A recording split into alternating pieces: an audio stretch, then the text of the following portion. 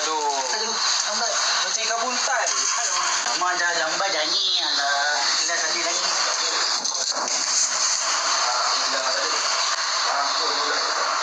Mak, kelas dah. Nyanyi jom mak. Ikhlas cepat. Cepat ikhlas sampai.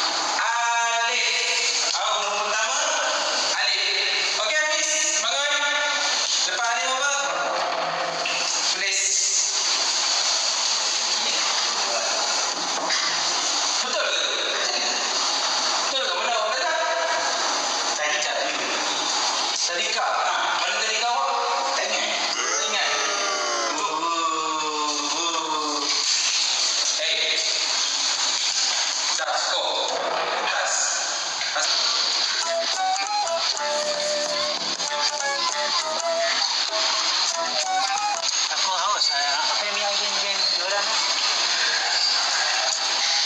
Aku yang minyak ais tadi boleh? Nak join? Sibuk hari ni.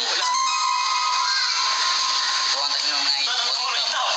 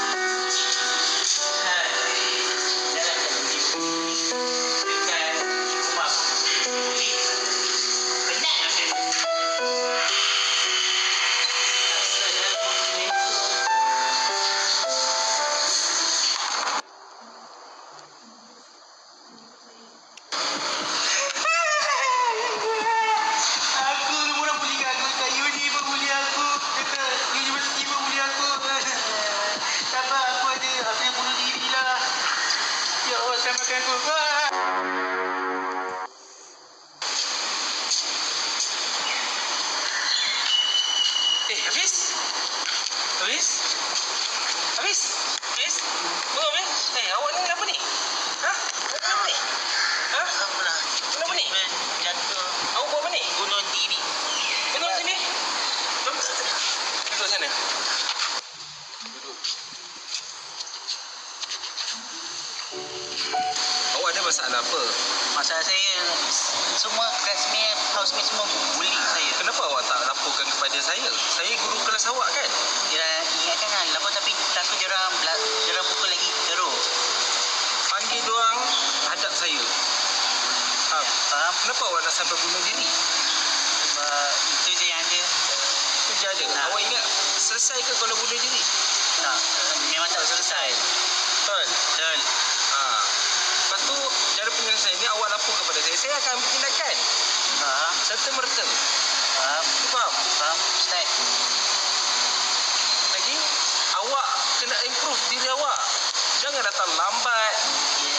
Lepas tu tidur dalam kelas. Memanglah awak kena budi. Faham tak ni? Awak sendiri kena improve diri awak tu. Hormati guru. Jangan masuk kelas lambat. Faham? Faham. Tak. Balik.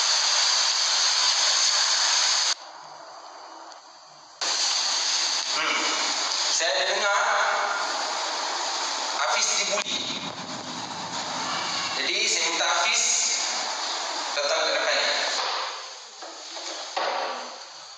Dan kamu datang ke depan. Kenapa awak buli dia? Itu alasan awak untuk awak buli dia. Awak tahu tak?